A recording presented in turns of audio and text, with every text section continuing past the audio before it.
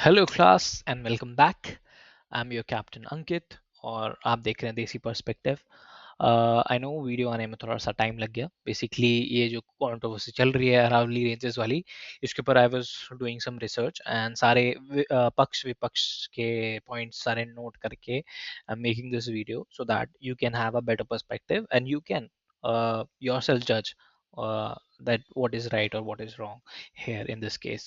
So basically as you know कि supreme Court ने एक रिसेंटली 100 मीटर का रूल निकाला था कि कोई भी रेंज अगर आपकी 100 मीटर से ऊपर है they will be protected from illegal from any kind of mining, not just illegal. and जो उससे नीचे की है वहाँ पे जो होगा बेसिकली आपकी माइनिंग अलाउड होगी, कंस्ट्रक्शन अलाउड होंगे, ये सारी चीजें आपकी सुप्रीम कोर्ट ने कहा recently. But the problem is कि 90% of the 90% of the Aravallis, where's my pen? Here it is. Okay, so 90% of the Aravallis जो हैं ranges are below like 100 metre threshold and that is why बोल रहे हैं कि आप ऐसे जजमेंट देके 90% ऑफ द अरावली रेंजेस को खतरे में डाल रहे हो। एंड अरावली क्या है? Aravalli basically it's a old world's oldest mountain, a fold mountain, so to be very precise, and जो stretch करते हैं 800 kilometers from Delhi, Gujarat, and it is covering like 4 states: Haryana, Delhi, Rajasthan and Gujarat. ठीक है। एंड ये क्या करते हैं? ये they act like a ecological barrier. क्यों? Because it separates the Thar desert from the fertile Indo Gangetic plains. जो रेगिस्तान वाला जो एरिया है उसको सेपरेट करते हैं हमारे उपजाऊ जमीन के साथ, राइट। इंडो गैंगेटिक प्लेन्स कौन से हैं? थार डेजर्ट क्या है? ये सारे क्लाइमेट और सॉइल की क्लासेस जो ज्योग्राफी की हमारी होंगी उसमें हम कवर करेंगे। अभी के लिए आप समझ लीजिए कि बेसिकली रेगिस्तान वाले एरिया को आगे स्प्रेड करने से रोकता है, सो दैट हमारी यहाँ की फर्टाइल लैंड्स जो है अच्छे से फंक्शन कर सकें ecologically. Okay, so this is the whole video all about. Let's understand this. So basically ये जो रेंजेस होती हैं हमारी, ये एक्ट करती हैं as a water security. Why? It protects water, है ना। It is critical for ground water recharge zones and water stressed states of Rajasthan, Haryana, Delhi. और ये सारी स्टेट्स में जब भी हमारे माउंटेन रेंजेस को डिग्रेड किया जाता है तो वहाँ पे हमें वाटर सिक्योरिटी का इशू फेस करना पड़ेगा, because these are the water reservoir of the states. Also it act, जैसे हमने बात करी, it act as a barrier, climatic barrier. ठीक है, ताकि जो हमारे डेजर्ट, थार डेजर्ट है, ईस्टवर्ड स्प्रेड ना करे। ठीक है। और इसी वजह से जब जब भी आपकी रेंजेस डिग्रेड होंगी तो ज़्यादा से ज़्यादा हमें डस्ट स्टॉर्म्स देखने को मिलेंगे नॉर्थ वेस्ट इंडिया के अंदर।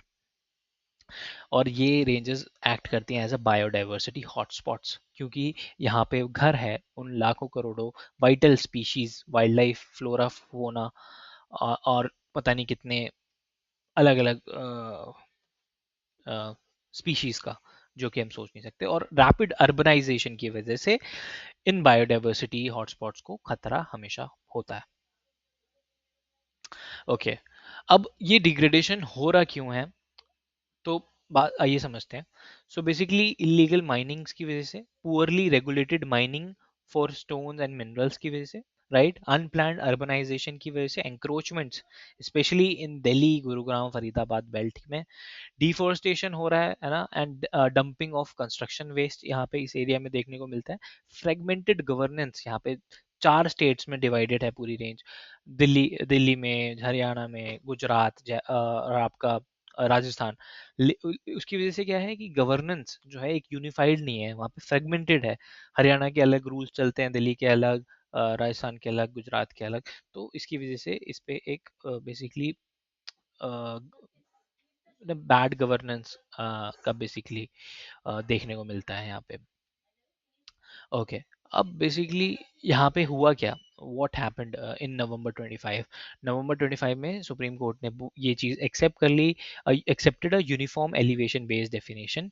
ठीक है, जैसे सारे पहाड़ों की एक ही यूनिफॉर्म एलिवेशन की डेफिनेशन होगी फॉर द फर्स्ट टाइम, ठीक है। और साइमल्टेनियसली इन्होंने क्या थी वो डेफिनेशन, जैसे मैंने बताया 100 मीटर का रूल, आगे भी पढ़ेंगे what is this 100 meter rule. So or simultaneously it banned all the fresh mining leases until the comprehensive management plan for sustainable mining is prepared. Let's understand कि MPSM ये है क्या। सो बेसिकली MPSM ये बोलता है, इसके कुछ components हैं जो कि डिवाइड करता है कोर जोन्स को और रेगुलेटेड जोन्स को, ठीक है। पूरी रेंजेस को core zones and regulated zones में डिवाइड करता है। कोर जोन्स वो जोन्स होंगे, to be very in easy language, core zones वो जोन होंगे जहाँ पे माइनिंग बिल्कुल 100% प्रोहिबिटेड होगी, राइट। और रेगुलेटेड जोन्स वो होंगे जहाँ पे कुछ सस्टेनेबल माइनिंग प्रैक्टिसेस परमिटेड होंगी, राइट। तो ऐसे जोन्स को आइडेंटिफाई करेंगे जहाँ पे ये माइनिंग कंप्लीटली बैन होगी because of their ecological sensitivity. और ऐसे जोन्स होंगे आइडेंटिफाई जो यहाँ पे रेगुलेटेड एक्सट्रैक्शन अलाउड होगा, ठीक है। और जो कि टाइटली रेगुलेटेड होंगे, माइनिंग में भी permitted but subjected to a strict environmental clearance and monitoring, ठीक है। और इसका इसका प्रॉमिस ये है कि ये करब करेगा इलीगल माइनिंग को while allowing controlled economic use of the landscape resources. Economically develop तो होना ही है, तो यहाँ पे जो है कंट्रोल्ड इकोनॉमिक यूज अलाउ होगा। Okay, what is 100 metre rule. 100 metre rule basically एक लाइन है ये रही, अगर जो पहाड़ इससे ऊपर है उनको जो है प्रोटेक्ट किया जाएगा 100%, like they will be core Jones.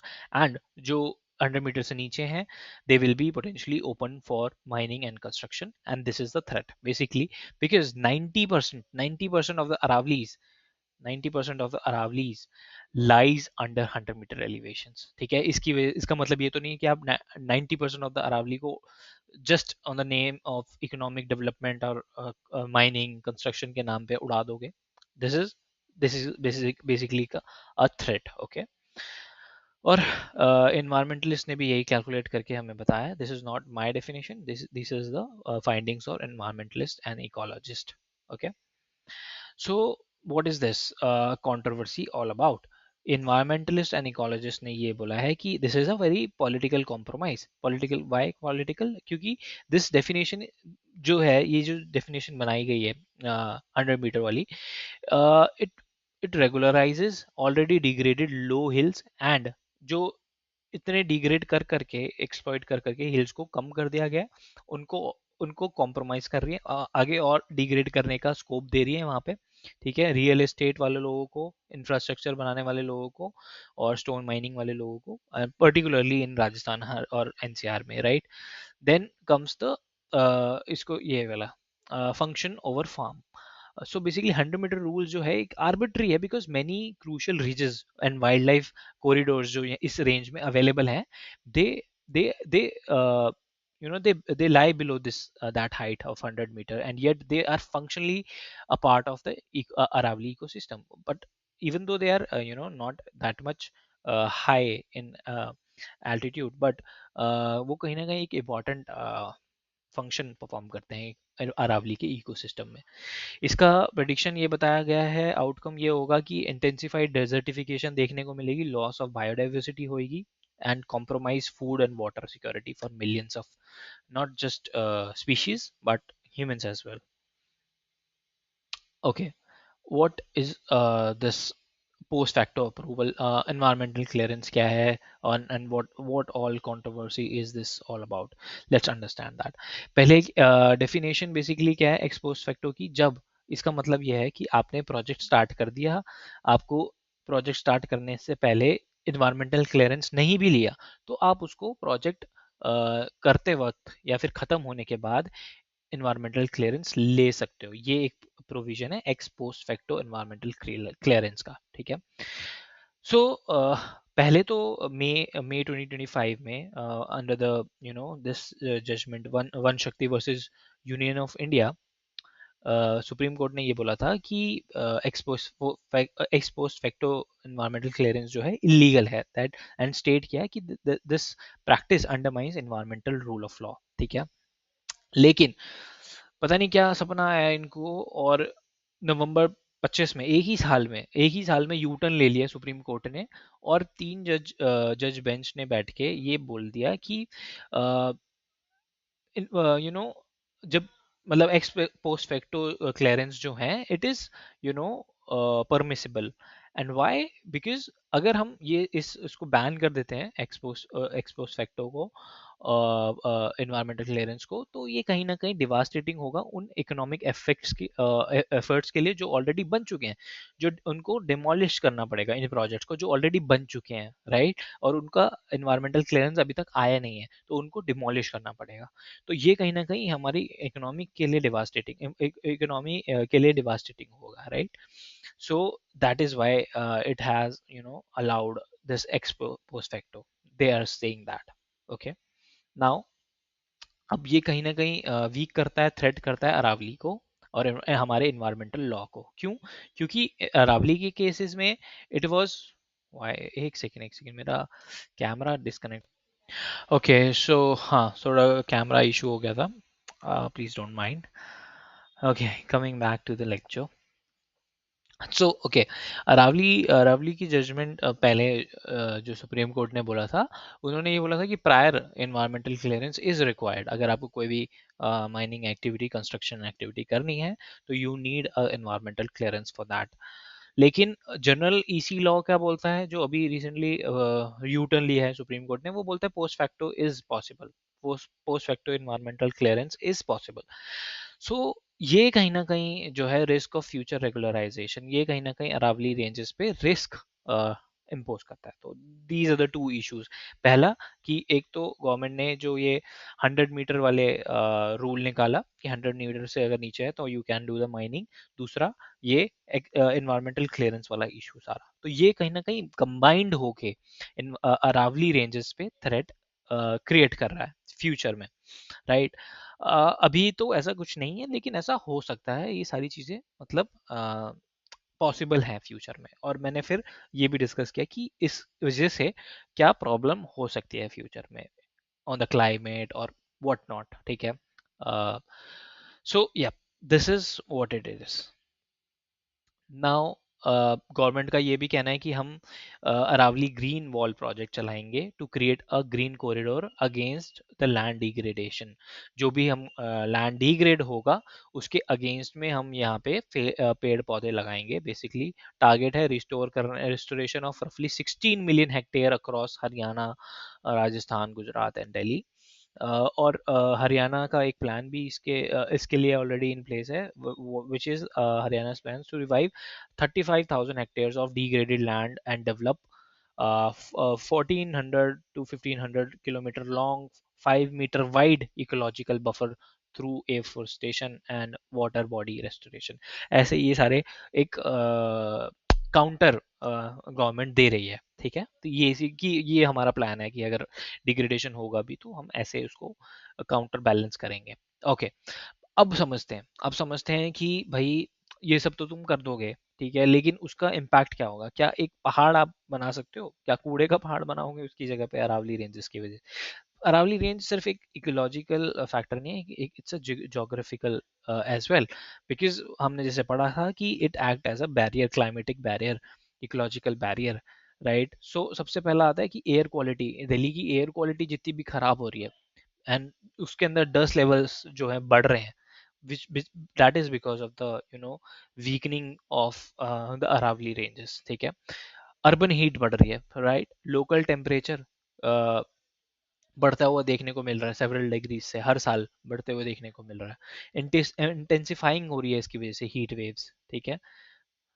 Water crisis देखने को मिल रहे हैं ठीक है रेनफॉल वाटर हम नहीं स्टोर कर पा रहे it is getting drifted away because of the weakening of Aravallis. So this is a trajectory which is pushing our region towards a semi-arid dust choked urban climate. ऐसा ही हुआ तो यहाँ पे रहना भी मुश्किल हो जाएगा राइट अब नॉर्थ इंडिया यहाँ पे पूरा इफेक्ट होगा अगर ये यहाँ से थार डेजर्ट से जो भी डेजर्टिफिकेशन हो रहा है उसकी वजह से यहाँ पे सारा दिल्ली में आपको एयर क्वालिटी डिग्रेड होते दिख रही है गुड़गांव यहाँ पे पूरा ये जो आपका यूपी वाला एरिया है this whole area will get affected because of this right और कहीं ना कहीं जैसे जैसे ये डिग्रेडेशन होगा आगे भी आपको ये सारी चीज़ें ये डेजर्टिफिकेशन आगे बढ़ता देखने को मिलेगा। और वर्स्ट केस सिनेरियो क्या है? वर्स्ट केस सिनेरियो ये है कि आने वाले टाइम में इतना सब खराब हो जाएगा, टेम्परेचर बढ़ जाएगा, वाटर स्केर्सिटी देखने को मिलेगी, एंड मतलब this will be unsafe for outdoor labour and habitation. ठीक है, these area will be you know मतलब complete disaster. So what is the dilemma? Central dilemma है कि दो दो चीजों को लेके चलना साथ में। कैसे? अ प्रोटेक्टेड सेंसिटी सेंटिटी और अ मैनेज रिसोर्स। ठीक है, कैसे?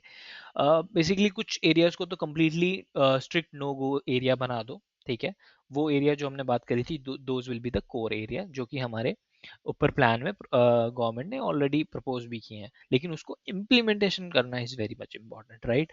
प्लान करना और उसको एग्जीक्यूट करना are two different things, right?